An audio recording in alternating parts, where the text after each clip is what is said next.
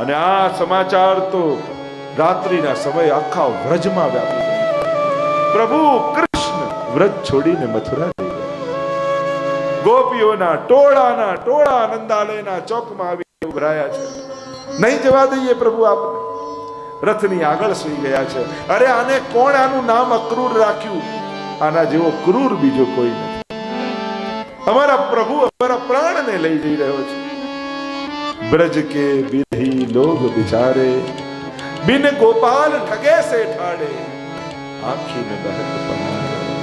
राधाजीने સમજાવ્યા પ્રભુએ, રાધા હું જલ્દી આવીશ. રાધા પ્રશ્ન કરે છે કે કૃષ્ણ આપણે બંને લગ્ન ન કરી શકીએ? પ્રભુ કહે આપણા બંનેના લગ્ન સંભવ નથી. કેમ ન થઈ શકે? પ્રભુ કહે લગ્ન કરવા માટે બે જણા જોઈએ, હું ને તું તો એક જ છીએ. બે ભેદ હોય તો થાય. સમજાવી છે, રાધાને વેણું આપી અને પ્રભુનો રથ આગળ ગયો. મથુરા પધાર્યા છે અને અક્રૂરજી કહે કે મારા ઘરે પધારો. પ્રભુ કહે અમારે તો મથુરા જ નગરી જોવા જવું છે. મથુરા નગર કી નગર મેં ચલ્યો જાત પાયો હરી હીરા. ઠાકોરજી તો મથુરા નગરી જોવા નીકળ્યા અને ત્યાં બધા સખાઓ કહેવા લાગ્યા કે અરે આવા કપડાં પહેરીને થોડી જવાય, થોડા સારા કપડાં પહેરે તો પછી જઈએ. અને એટલામાં કંસનો ધોબી આવતો દેખાયો. કહ્યું કે તું અમને કપડાં આપીશ? અરે તમે ગામડામાં રહેનારા લોકો ક્યારે આવા કપડાં જોયા પણ છે? જાઓ, નહીં મળે. પ્રભુ તો સમજી ગયા તો રામા અવતાર વાળો જ ધોબી છે.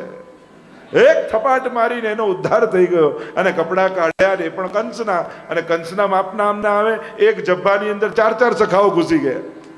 પ્રભુ કે આમને તો આવડતું નથી, કોઈ દરજી મળે તો ઠીક થાય. એટલામાં આગળ ગયા તો દરજીની દુકાન દેખાય. કહ્યું કે તું અમારા વસ્ત્રોને ઠીક કરી આપીશ? કહ્યું ચોક્કસ. એના બદલામાં તમે શું આપશો? તો કહ્યું તારે શું જોઈએ છે? તો કે મારે સારૂપ્ય મુક્તિ જોઈએ છે. વિચાર કરો, એક વાર વસ્ત્રની સેવા કરી તો એને સારૂપ્ય મુક્તિ મળી, તો વૈષ્ણવ રોજ વાઘા કરીને ધરાવે તો એને શું નહીં મળે? વસ્ત્રો થઈ ગયા, થયું કે થોડી માળા મળે તો શૃંગાર થાય. એટલામાં સુદામા માળી સામેથી આવતો દેખાયો. કહ્યું કે તું માલાજી આપીશ? બદલામાં શું? ભક્તોના ચરણોમાં અનન્ય અનુરાગ આપો. तो एक बार माला धराई तो प्रभु में भक्तों में अनुराग मिला. तो जो नित्य नवीन पुष्प की माला करके प्रभु को धराए तो ठाकुर जी कितने प्रसन्न उस पर हो जाते. और अब तो माला हो गई, वस्त्र हो गए, और हुआ कि अब थोड़ा चंदन मिल जाए तो श्रृंगार हो जाए. એટલામાં ત્રિવક્રા કુબજા વાંકી ચૂકી ચાલતી હાથમાં ચંદનના કટોરા લઈને સામે દેખાય. પ્રભુ બોલ્યા, સુંદરી તું અમને ચંદન આપીશ? બોલ્યા છો એ કરી બતાવો તો આપો. હું તો બધે વાંકું છું ને તમે સુંદરી કહો છો. પ્રભુએ પગથી પગ દબાવ્યા, થોડી લઈને ખેંચી, સર્વાંગ સુંદરી થઈ ગઈ. કહેવાય છે કે એક્યુપંચરની શરૂઆત અહીંયાથી જ થઈ. સર્વાંગ સુંદરી થઈ. કે મારા ઘરે પધારો. કે હમણાં પધરામ નહીં, હમણાં તો મથુરા નગરની ડગરમાં જવું છે. અને બધા પુષ્પની વર્ષા કરે છે અને આખી મથુરા નગરીના દર્શન પ્રભુએ કર્યા છે. અને બીજા દિવસે અહીંયા રંગ મંડપમાં તૈયારી ચાલી રહી છે, ધનુર્યજ્ઞની તૈયારી. બધા મલ્લોને તૈયાર રાખ્યા છે કંસે, અને આખી મથુરા નગરી અહીંયા ગોઠવાઈ ગઈ છે. અને હવે દાઉદજીને પરમાત્મા પ્રવેશ કરે છે રંગ મંડપમાં. કુલિયા પીઢાથી બહાર ઉભો છે, પકડ્યો, ગોળ કરીને ફેંક્યો, ઉદ્ધાર થયો. એના સિંગને ખેંચી, એના દાંતને ખેંચી, એક કંધા પર લઈ દાઉદજીને કૃષ્ણ પ્રવેશ કરે છે. ચારે બાજુ મથુરા વાસીઓ જય ઘોષ કરે છે. અહીંયા ચાણુર અને મુષ્ટિક આવ્યા પરમાત્માને મારવા. બંનેને પકડીને પછાડ્યા, બંનેનો ઉદ્ધાર થયો. શલ કૌશલ કૂટ ત્રણેય આવ્યા, ત્રણેયને પછાડી દાઉદજીને પરમાત્માએ ઉદ્ધાર કર્યો. દાઉદજીને કહા વો રહા મચાન પે કંસ. કંસને પકડીને પછાડ્યો. જ્યાં મારવા જાય એવો ભય લાગ્યો કે ત્યાં જેનો ઉદ્ધાર થઈ ગયો. બોલો મથુરાધીશ કી જય. કંસનો ઉદ્ધાર થયો અને ઉગ્રસેનને રાજા બનાવ્યા. ઉગ્રસેન રાજા બન્યા છે. અહીંયા અસ્થિ અને પ્રાપ્તિ રડતી પિતાને ત્યાં ગઈ છે. આનંદ બાબાને કહ્યું કે હવે હું ગોકુલ નહીં આવું, હવે તો અવતાર કાર્ય કરવાનું છે. અહીંયા જનો યાદી થઈ છે. 64 વિદ્યા ઠાકોરજી પર પધાર્યા સાંદીપનીના આશ્રમમાં અને સમસ્ત વિદ્યાઓને પ્રાપ્ત કરી છે. અહીંયા યશોદાજીના વિરહનું વર્ણન આવ્યું. એકવાર નંદ મહોત્સવ જન્મ દિવસ હતો પ્રભુનો. આખી મથુરા નગરી શણગારી છે. શણગારી છે અને દેશ દેશના રાજાઓ આવીને વધાઈ આપવા માટે ઊભા છે. બ્રાહ્મણો વેદ મંત્રો બોલી રહ્યા છે અને ઉદ્ધવજી આખા મહેલમાં પ્રભુને શોધી રહ્યા છે. ક્યાંય દેખાતા નથી. અરે જન્મોત્સવ આટલો મોટો અને બધા લોકો ઉપહાર આપવા માટે રાહ જોઈ રહ્યા છે. પ્રભુ ગયા ક્યાં? અને શોધતા શોધતા જયારે અગાસી પર આવ્યા અને પ્રભુ गोकुल तरफ दृष्टि કરીને अश्रुपात કરી રહ્યા છે. उद्धव जी ने कहा प्रभु आपकी आंख में आंसू ऐसे उत्सव पर? प्रभु ने कहा उद्धव मोहे ब्रज बिसरत ना, ब्रज भूली નથી શકતો. આજે પણ રાતના સૂતો હો ત્યારે માનો અવાજ સંભળાય છે. આજે પણ રાતના સૂતો હો ત્યારે ગાયોની બાંધેલી ઘંટડીઓ અને એના આંખમાંથી સરતા આંસુ મને અનુભવાય છે. મારી ગોપીઓ મને રડતી દેખાય છે. ભોજન કરવા બેઠો હું ને માખણ દેખાય, મને મારું ગોકુળિયું યાદ આવે. ઉદ્ધવ તું જે મને શીખવાડે છે ને એમ કર. આ બધી વાતો મારા ગોપીઓને સમજાવીને આવ. મારા વિરહમાં મારી ગોપીઓ ઝૂરે છે, મારા વગર રહી શકતી નથી. તું મારી મૈયા સમજાવજે, બાબાને સમજાવજે, ગોપીઓને. અને ભણેલા હોય ને ભણાવવું બહુ ગમે. અરે હા, બધાને સમજાવી દીધી. ભણ ગોવાળાનો એને, અને હું બ્રહ્મ વેતા, હું જ્ઞાની, વેદનો જાણકાર, એને સમજાવવામાં કેટલી વાર લાગે. પ્રભુએ પત્ર લખીને આપ્યા અને ઉદ્ધવજી નીકળ્યા વ્રજમાં જવા. ઉદ્ધવજી જ્યારે આવ્યા ને તો દૂર ઉભેલી ગોપીઓને એકવાર તો એમ થયું કે કૃષ્ણ આવ્યા. ઉદ્ધવાગમને જાતા ઉત્સવો સુમહાન્યતા. વિરોધ લક્ષણમાં આપણે જાણે ઉદ્ધવજીના આગમનથી જે મોટો ઉત્સવ. અરે લલિતા દેખ, અરે વિશાખા, અરે ચંદ્રાવલી, ઠાકોરજી પધારે હે. દોડી ગોપીઓ અને ભાગતા ભાગતા ભાગતા જ્યાં નિકટ આવી જુએ તો પ્રભુ ને રાધાજી કહેવા લાગ્યા ઉભા રહો, ઉભા.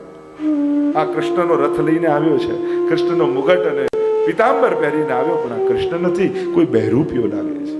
આપણને છેતરવા ને ઠગવા આવ્યો લાગે છે. એટલામાં એક ભમરો ગુનગુન ગુનગુન ગુનગુન ગુનગુન કરતો કરતો ચારે બાજુ ફરવા લાગ્યો.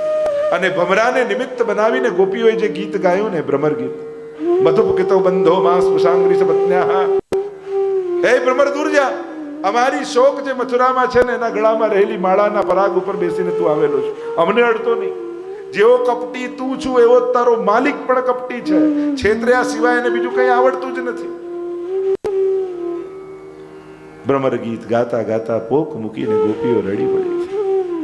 ઉદ્ધવજી સમજાવે છે કે અરે હું પ્રભુનો પત્ર લઈને આવ્યો છું. આટલું કહેતા જોર જોરથી ગોપીઓ હસવા લાગી. અરે શું બોલ્યો? પ્રભુનો પત્ર?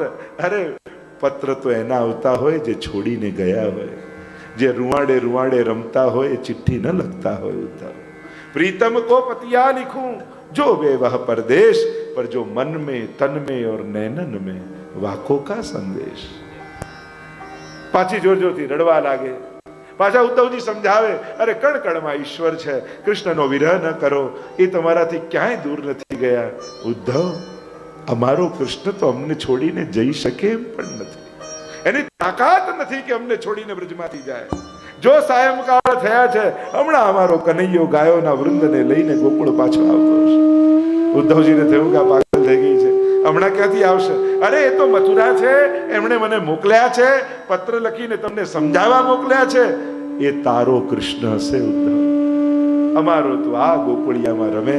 જો ઉદ્ધવ પાદરે, હમણાં ઠાકોરજીના વેણુના સ્વર રેલાશે.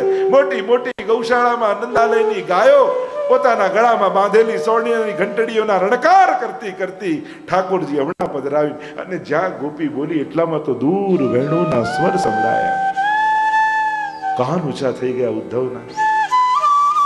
અરે આ વેણુ કોણ વગાડે? देख उद्धव, अभी नंदालय की बड़ी बड़ी श्वेत गायें जिनके स्वर्ण के सींग हैं, ऐसी गायें अभी आती हुई दिखाई देंगी. અને ટન ટન ટન ટન જોર જોરથી અવાજ સંભળાવા લાગ્યા. ગળામાં બાંધેલી ઘંટડીઓના ઊંચી ઊંચી શ્વેત ગાયો ધૂળની ડમરીઓ ઉડાડતી ઉડાડતી ગાયોના ટોળાના ટોળા વાળા. અરે આ તો ગોપીઓ બોલે જ થાય છે. ઉદ્ધવ ધ્યાનથી જો, હમણાં ગાયો ખસશે અને અમારો શ્યામ સુંદર અધર પર વેણું વગાડતો વગાડતો ગાયો ચરાવતો તને દેખાશે. અને જ્યાં ટોળા ખસ્યા અને મધ્યમાં બોલો શ્યામ સુંદર ભગવાન કી જય, આપ બની ગયો ઉદ્ધવ. અરે જો કૃષ્ણ અહીંયા છે તો આ મથુરામાં મને મોકલનારો કોણ હતો? હું તો વાતો કરું છું કે કણ કણમાં કૃષ્ણ છે, ગોપીઓ તો અનુભવ કરી રહી. આમને કૃષ્ણને બોલાવવાની જરૂર નથી. આ તો જ્યાં આંગળી ચીંધે ત્યાં કૃષ્ણએ પ્રગટ થઈ જવું પડે એમ છે. કૃષ્ણ તો એમને આધીન થયા છે. ઘણી બધી ચર્ચાઓ છે. અને ત્યાં યશોદાજીને મળે છે, બધાને મળતા પાછો જવાનો સમય થયો અને ઉદ્ધવજીને થયું કે છેલ્લે રાધાજીને મળતો જાઉં. કદંબના વૃક્ષની નીચે નેત્ર બંધ કરીને ભીની આંખે રાધાજી બેઠા છે. જાણે બંને યમુના વહી રહી છે નેત્રોથી. ઉદ્ધવજી આવ્યા અને કહેવા લાગ્યા, પ્રભુ જલ્દી પધારશે, હો, રડો નહીં. મને કહ્યું છે કે રાધાજીને કહેજો કૃષ્ણ જલ્દી મળવા આવશે. રાધાજી હસવા લાગ્યા. ઉદ્ધવ, મારી આંખ સામે જો. અને ધીમે રહીને રાધાજીએ નેત્રો ખોલ્યા તો બંને નેત્રોમાં કૃષ્ણના દર્શન ઉદ્ધવજીને થઈ ગયા. એને થયું આ રાધા અને કૃષ્ણ દેખાય છે બે જુદા, આ તો બંને એક જ છે. પાછા જ્યાં આવ્યા, વંદે નંદ વજસ્ત્રીણામ પાદ રેણુ અભિક્ષસઃ યાસામ હરિકથોદ ગીતમ પુનાતિ ભુવનત્રયમ. ધન્ય છે આ ગોપીઓની ચરણ ધૂલી જે ત્રિલોકને પાવન કરી રહી છે. આશા મહો ચરણ રેણુ જુષામ. કોઈ ગુલ્મ લતા ઔષધિ મને બનાવજો. ક્યારેક ચાલતા ચાલતા ગોપીઓના ચરણ મારા મસ્તક પર પડી જશે ને તો હું ધન્ય થઈ જઈશ. મથુરા આવીને પ્રભુને કહેવા લાગ્યા કે અહીંયા શું કરો છો? તમને પ્રેમ કરનારા તો ગોકુળમાં છે, જાઓ. અને પ્રભુ આમ પીતાંબર ધરીને બેઠા છે. કહે, ઉદ્ધવ મારી સામે જો. અને જ્યાં જોયું અને પીતાંબર કાઢ્યું અને રૂવાડે રૂવાડે રાધાજીના દર્શન ઉદ્ધવને થઈ ગયા. એને થયું કે આ રાધા અને કૃષ્ણ લાગે જુદા, બંને એક જ રૂપ છે.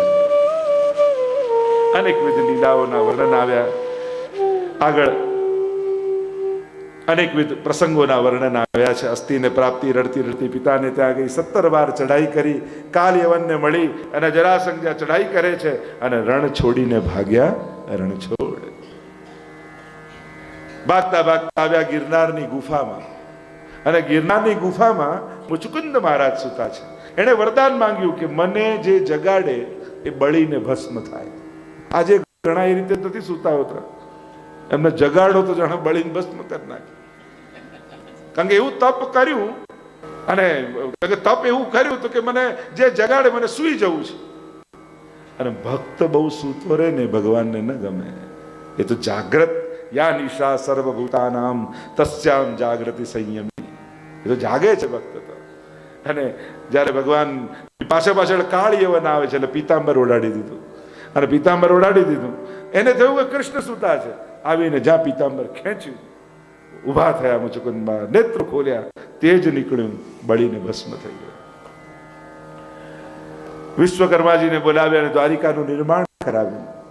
દ્વારિકાનું નિર્માણ કર્યું. હવે દાઉજીના વિવાહની કથા આવી. રેવતીજી સાથે દાઉજીના વિવાહ થયા છે. પ્રભુના વિવાહની કથા આવી. ભીષ્મક રાજા અને ભીષ્મક રાજા પુત્રી છે રૂક્ષ્મણી. નક્કી થયું છે શિશુપાલ જોડે.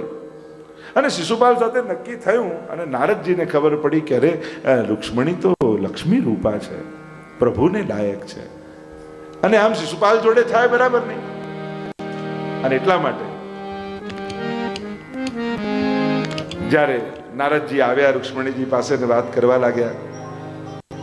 બહુ જ આનંદના સમાચાર છે કે તમારું નક્કી થઈ ગયું, બહુ સારી વાત છે. પણ જો કૃષ્ણ જોડે થયું ને તો વાત જ જુદી હોત. ચલો જે થયું બરાબર છે એમ કરતા પાછા 5 મિનિટ થાય એટલે કે પણ જો દ્વારિકાધીશ જોડે થયું હોત તો કે જુદી જ વાત. આમ 4-5 વાર કર્યું એટલે હવે રૂક્ષ્મણીજીની પણ ધીરજ ખૂટી કે હું પ્રેમ તો એને જ કરું છું, તો પછી કોને એમને કઈ રીતે કહું? તો કે પત્ર લખો. અને રૂક્ષ્મણીજી પત્ર લખે છે. શ્રુત્વા ગુણાન ભુવન સુંદર શૃણવતામ તે. પ્રભુ આપને જોયા નથી પણ આપના ગુણોને મેં સાંભળ્યા છે. કારણ કે જયારે પત્ર લખે તો સંબોધન શું લખો વિચાર કરે છે. ભુવન સુંદર લખ્યું. શ્રુત્વા ગુણાન. શ્રવણ નવદા ભક્તિમાં પહેલી ભક્તિ શ્રવણ ભક્તિ.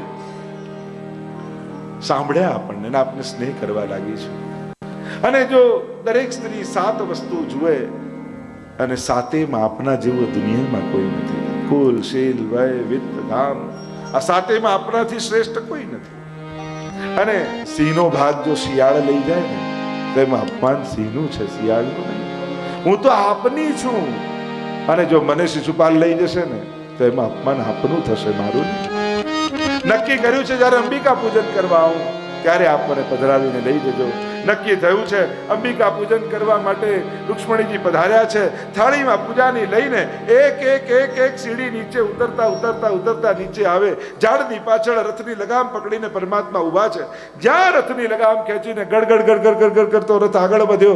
છેલ્લા પગથિયે રૂક્ષ્મણીજી આવ્યા. ઠાકોરજી હાથ લાંબો કર્યો, હાથમાં હાથ આપ્યો ને જ્યાં ખેંચ્યો, બોલો રૂક્ષ્મણી ભગવાન કી જય. અને રથ લઈને પ્રભુ પધાર્યા છે દ્વારિકા માધુપુરમાં. પ્રભુના વિવાહની બધી તૈયારીઓ શરૂ થઈ છે. પ્રભુ સુંદર જામો ધારણ કર્યો છે, મસ્તક પર સહેરો ધર્યો છે, અને હવે પ્રભુના વિવાહની બધી તૈયારીઓ થઈને પ્રભુનો વરઘોડો નીકળી રહ્યો છે.